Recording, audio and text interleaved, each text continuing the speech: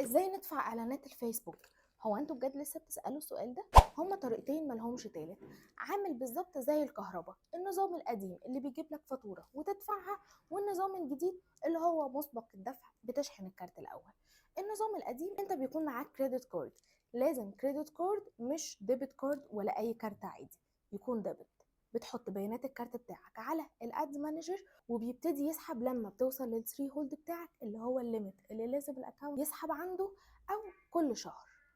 الطريقة التانية اللي هي مسبقة الدفع، ان انت بتشحن الاكونت قبل ما بتشغل اعلانات.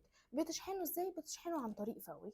بتدخل المبلغ اللي انت عايز تشحن بيه الاكونت بتاعك، وبيطلع لك كود بتروح تشحنه عند اي حد عنده ماكينة فوري، او حتى على الابليكيشن بتاع فوري عندك على الموبايل، وبتدفع الفلوس وبتضاف في الحساب. بس كده. يعني يا اما بفوري يا اما بالكريدت كارد.